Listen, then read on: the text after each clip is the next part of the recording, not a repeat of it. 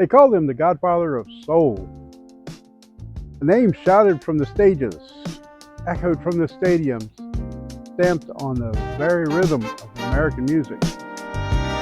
But if all you see is sequins flashing and funky screams and lights and fashion, if all you hear is that raspy sound, then brother, you don't know James Brown. He wasn't just a music man. He built it all with calloused hands. From nothing but a voice and fight, he turned the dark into the light. But he was born with nothing but a name. Still he rose and played the game, gave it all, sweat, sound and soul, put his heart in every role. Wanna know the truth, not just the crown?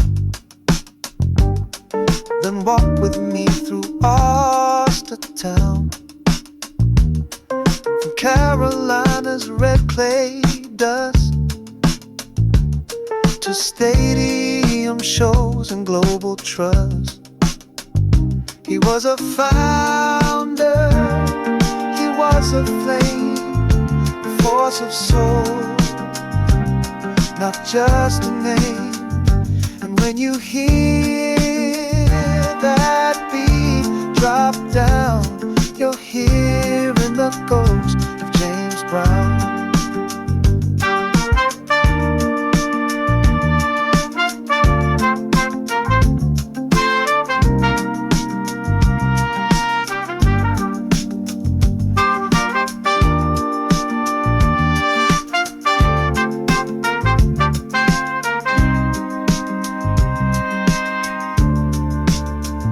Now that you know what made the man, you'll hear that name and understand.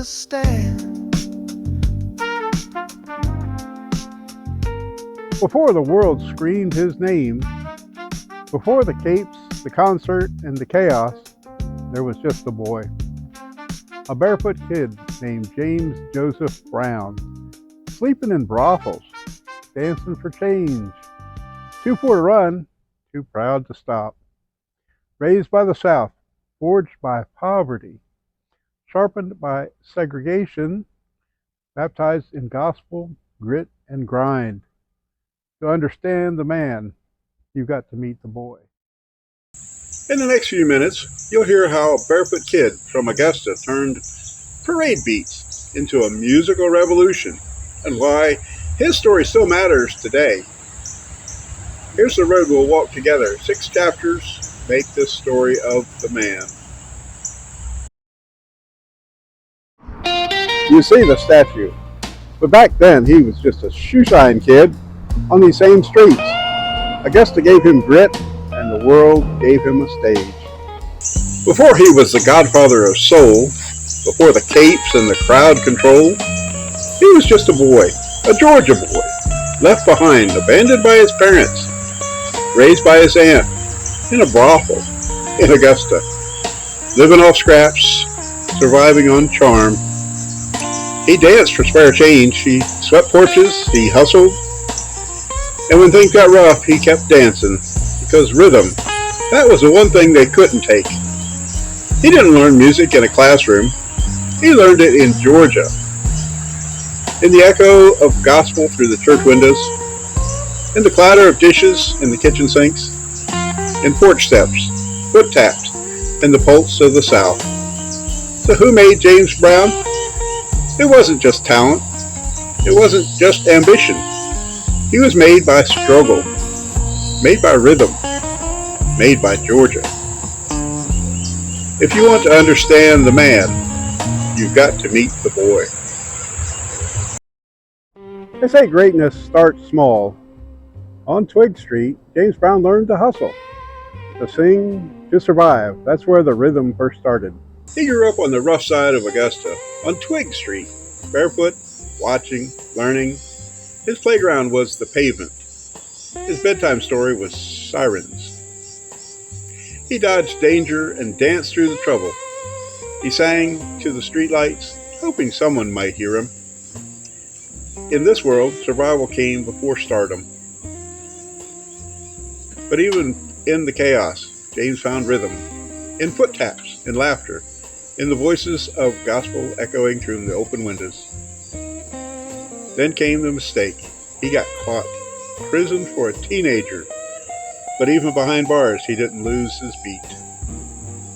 He formed a prison gospel group, his first band, and suddenly, for the first time in his life, people listened. And that's all James Brown ever needed, a chance. Inside this museum, you'll see the suits and the records. But what James Brown really left behind, a sound that hit harder than anything before it. When James Brown got out of prison, he didn't just chase music, he reimagined it. He wasn't trying to sound like anyone else, he was trying to sound like James Brown. And what he created was something that the world had never heard before. It was part gospel, part groove. It had swing, stomp, and something electric. He didn't ride the beat, he commanded it. He shifted the rhythm, moved the one to the front. The first beat of every bar hit hard, real hard. You can hear the moment music changed. When that downbeat hits, and nothing feels quite the same. That sound, that feeling, that's James Brown. His band didn't just play notes, they struck time like a hammer on steel. Every musician was part of the engine, and James was the fuel. Rehearsals were brutal, mistakes weren't allowed. He pushed them hard. But when it all clicked, it created something explosive, something new. Something the world would copy for decades to come. Funk was born, hip-hop was brewing, pop was shifting. Rappers would one day rhyme over his breaks. Producers would build hits from his groove. He became the most sampled man in music history, and it all started with one sound, the sound of something new. His story deserves more than words, so we wrote a song that still feels good. James Brown didn't leave behind a catalog, he left behind a feeling, a pulse, a groove, a sound that couldn't sit still.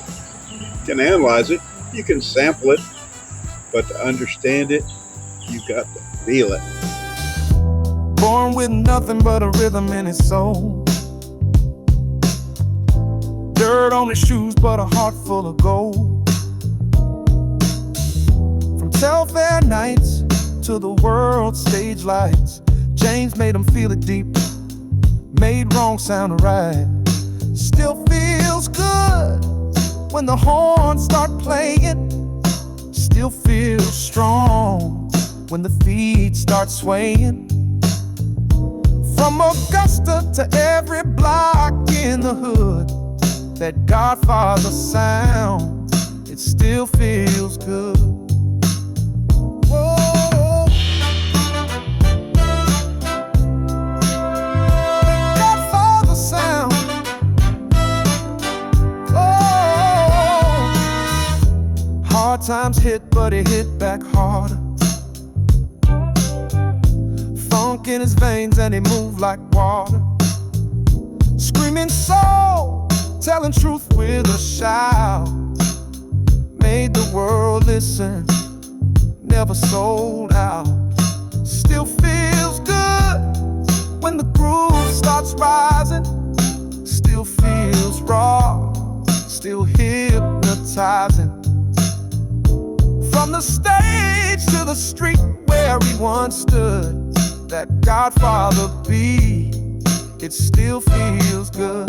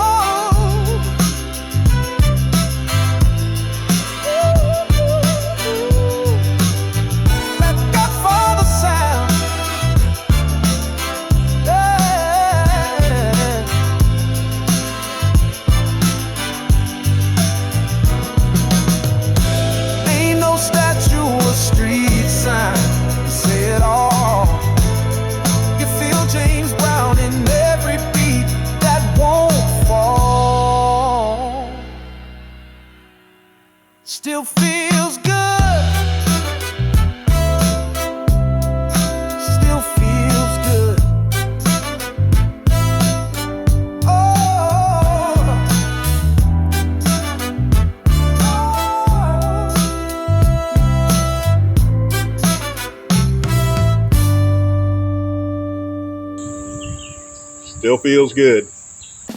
Fame gave him the power, but that same fire that lit the stage burned off stage too. James Brown was a man full of contradictions. He built an empire, but burned bridges. He lifted others up, but fell down hard. Addiction, violence, control, regret. He was a perfectionist, but sometimes unraveled in public. He demanded order, but wrestled with chaos in private. He fought for justice, but battled his own demons. Some say he was impossible, others say he was invincible. But the truth is, he was human, and fame doesn't protect the soul. Sometimes it leaves scars. Even when it hurt, he gave the crowd the only thing he had left. Everything. You can still feel it here, the beat, the pride, the energy. In Augusta, James Brown rhythm never stopped. It's been nearly 2 decades since James Brown passed, but his presence still echoes through the city, in tours and exhibits, in stories passed from one generation to the next. To understand what he still means to Augusta, we have only to walk the streets. We asked our tour guide, Kiki Kofer, what visitors feel when they follow his footsteps. Well, folks, welcome to a special edition of Georgia History Today. I'm Bill, your host, and today we're talking with Kiki Kofer, the person behind the iconic James Brown Family Historical Tour. We're here to hear more about the legacy of James Brown and the incredible tour that gives visitors a closer look at his life and music. So Kiki, tell us a little bit about the history behind the James Brown Family Historical Tour. What makes it stand out from other music-related tours? The special part, I think, behind this tour is that you get a lot of personal interaction, you get family interaction. It's a sense of home. Even if you are not from Augusta, when you take the James Brown Family Historical Tour, you get a sense of home, sense of community. It's like you become part of the family for those 2 hours. So I think it's very personable. Mr. Brown was a personable person, so I think that's what they kind of tailored the tour to be. What's your favorite part of the tour, and why? Is there a specific spot or story about James Brown's life that always resonates with visitors? I think the statue. There's a statue that's been there since 2005, and then there's a mural that's been also downtown, like right around the corner from the statue, since 2020. And so I find people like competing for, I guess, the ranking of the most favorite part of the tour. But I still like the statue. The statue is placed downtown. It's a memory that we'll never forget when it was erected in 2005. So I like the statue. The visitors still like the statue. They want to take their pictures and their selfies, and so I think their reaction to seeing the statue, and it's actually true to size. And Mr. Brown actually designed it with the local artists. So it's very, once again, that's that personable touch that they put to the tour. How does James Brown's legacy impact Augusta and Georgia today? In so many ways. I think just like how he did business back in a time where people of color did not do business. They were not owners and proprietors, and I think that's kind of a testament how he was, kicking doors down 50, 60 years ago. And that would be a lot of things that people would, I guess, want to, they would aspire to have their ownership, have different businesses. He had his hands in a lot of pots, and to me, that was a sense of pride, especially from the humble beginnings from which he came. I have read that Mr. Brown owned a large building on Broad Street, used for offices and a radio station. Did he really own a radio station? He was the owner, and there were, the station was downstairs, and there were offices upstairs. So yeah, so you would, if you were downtown, you would see they had a big bay window. You'd see Mr. Brown and the disc jockey, right there in the studio. You've been leading these tours for a while now. Have you ever had a particularly memorable interaction with a visitor? Maybe someone who was moved by James Brown's story? We had a lady who came to do the tour the weekend of Mr. Brown's birthday, which is May 3rd. So that was that first weekend in May. She was there she wanted to celebrate his birthday doing a tour. So she was a super fan. She's actually a bodybuilder. And she's won several competitions, bodybuilding competitions, with James Brown's music as part of her routine. So I think she may have stood out the most. And then when we actually arrived at the end of the tour, she was able to meet Dr. Deanna Brown Thomas, and she just cried, and she was so thankful. And she said, that we had no idea how much Mr. Brown's music and his whole legacy meant to her. So I think that's been the most. We've had a lot of them, but I think that's been the most because she's bodybuilding and she's got James Brown playing, of all the things. So For those watching who might want to take the tour, what's the best way for them to get involved? Where can people find information? And what can they expect from the tour? So you can book us at www.jbtour.org, and you can book any weekend that you want to book, and you can expect A1 service. You can expect to see the full city of Augusta from downtown all the way to the top, all the way to the hill. We are the only riding bus tour in Augusta. Entertainment, history, any other genre. We are the only riding bus tour. And there's also a self-guided tour of the Augusta Museum included in your ticket. So it's a win-win. Are there any special tours or seasonal events? We just celebrate every tour every Saturday. However, we do get a lot of motion around, of course, Mr. Brown's birthday weekend, that first weekend in May, and of course Christmas. So there's always a celebration of his life, and then of course we lost him Christmas Day. So in December, especially those last 2 weeks of in December, are very special because people want to come and celebrate Mr. Brown around that time. Those are special times, especially super fans. They know and they want to be right there. If you could sum up James Brown's legacy in one sentence, what would it be? James Brown was more than a man, he was a movement. Any last words for our viewers about joining your tour or embracing the spirit of James Brown? I just say take a tour with us and you will not be disappointed. Thank you so much, Kiki, for sharing your insights and for all the work you're doing to keep James Brown's legacy alive. I can't wait to pass on this information to all our viewers. Make sure to check out the James Brown Family Historical Tour if you're ever in Augusta. Inside the Augusta Museum of History, his life is told in shoes and suits and stories. But it's more than memory, it's motion, and it's meaning. We spoke with the director of the museum, Nancy Glasser, about why James Brown still matters today. I must be lost. Where is that James Brown exhibit? First question I want to ask is, why do you think James Brown's story still matters today?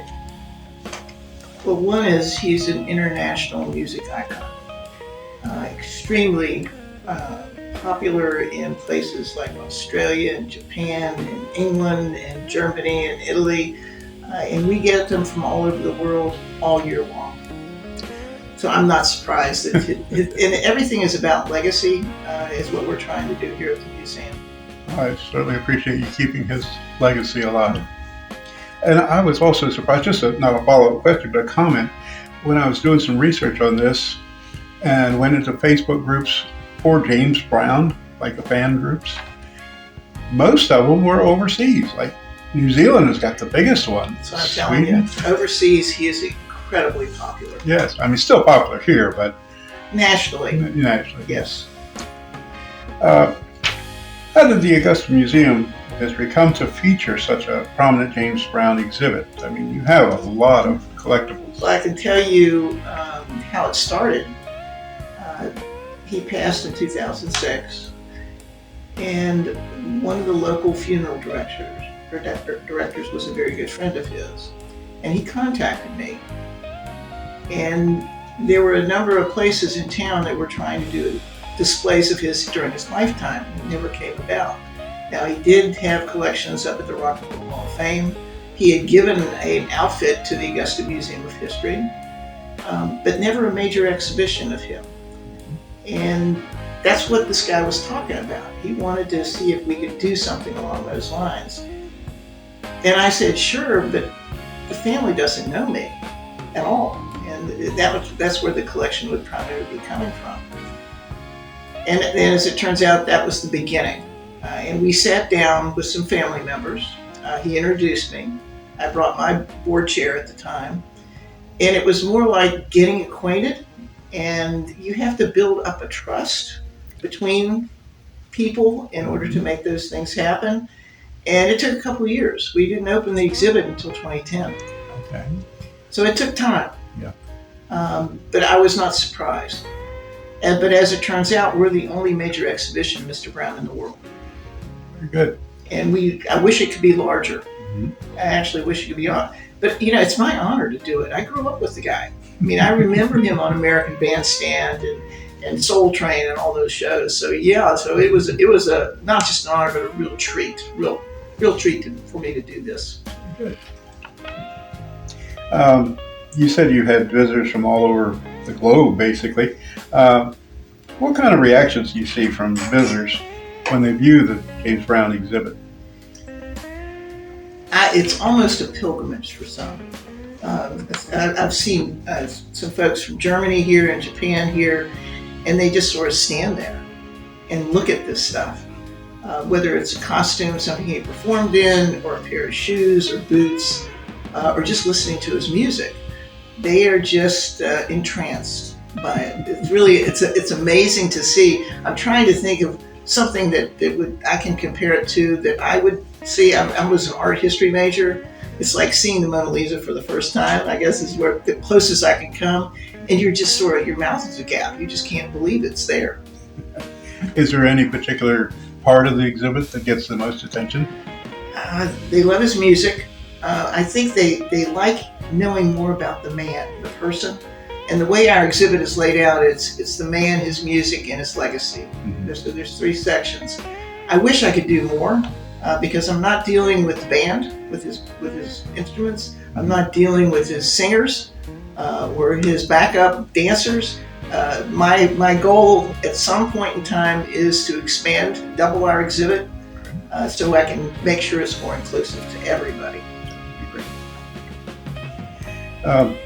If you could describe James Brown's impact on the Augusta area in just a few words, what would that be? Well, you have the James Brown Boulevard. You did have the James Brown Arena. You have the James Brown statue.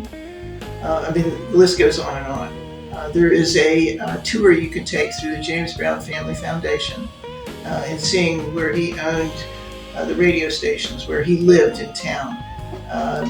It's a great tour. If you have not been on it, you really need to. It's terrific. I was on the inaugural one. It was great. But it's he permeates this area. Now, his estate, the current one, is over on Beach Island. Mm-hmm. And maybe one day, that will be open to the public, but I don't know that for a fact. Okay. Yeah, I have been on the tour, and matter of fact, I even interviewed the tour guide, the tour director. Yeah, that's terrific. And that was also very educational. Do you think Augusta has finally embraced James Brown's legacy, or is there still more that can be done? Like you say, you want to expand the Well, I'm exhibit. going to expand the exhibit. I think it's all about the way we tell the story, and it's all about stories in museums. And what we're trying to promote and to honor him is his music. There are a lot of parts to his story that are a little bit more controversial, but they aren't important to me. That's not his legacy. If you look at entertainers and their history in different places where they live, you're going to see some ups and downs. And Mr. Brown had them too. But that's not what's important to me. The man is a musical genius. What he did, he created the one. He created, the one is how the music is played. He is beloved by the next generation, whether it's the Michael Jacksons or the Ushers. They loved him. Will.i.am, Justin Timberlake. They absolutely adored him and revered him because of what his creative juices did to the music industry. By himself, he basically created, I think they call it funk, they call it rap, they call it a number of things that evolved from Mr. Brown and the way his timing was. That's what's so great about him. Yeah. He started it all. And he doesn't get all the credit. And that's one of the things I'm trying to promote with his legacy. That's what I'm trying to do too. And his family played a major part in it. And I'm fortunate in this. I've been able to have a very good relationship with the Brown family. And actually one of the kids, Deanna Brown Thomas, is on the board here. Oh, wonderful. And you have to have, it all starts with the blessings of the family. I mean, you have to have that. Sure. And once I had that, and everything was moving forward, it just made things so much easier. And we still have that kind of relationship. That's great. That's great. Speaking of having something, I heard that they have removed, I haven't seen it. I rushed in town this morning and didn't go past Broad Street where the statue was, but I hear the statue is being well taken care of. Yes, that is. The statue is being well taken care of, and hopefully in 1 year it'll be back. Okay, but it's not on display. Correct. Okay, I told my wife that it was being taken down. She says, well, where are they going to put it? I said, it's very temporary. Yes. And one day it'll go back, and wait till you see what's going to be put where he does return, what's going to be part of that whole display. Wow. It's going to blow people away. Okay, I hope going back on Broad Street. Absolutely. Okay, because I heard rumors that it was going to be moved to a different place with the Confederate. It goes back on Broad Street. He'll be elevated. He will have his music will be honored. We're going to try to have music playing. Good. Many of his most popular albums are going to be on view. His sayings, all his he's got some great quotes. But it's his music is what's going to be popular in this location, and it's just his story. Yes. Well, that's my job as a storyteller, and it's your job as a museum director. And I'm a storyteller too. I just do it with objects. Yeah. Thank you so very much. I appreciate your time. My pleasure. Thank you. His name once stood over the city's civic center, the James Brown Arena. Today, as a new building arises, the fight to keep his name alive still continues. You can learn more about that controversy in our companion video, The Fight Over Naming the New Augusta Arena. James Brown's story didn't end in 2006, because when the legacy is built on rhythm, it keeps moving. You can bury the man, but you can't bury the beat. They called him the Godfather, but he was more than that. He changed music, shaped culture, and never looked back.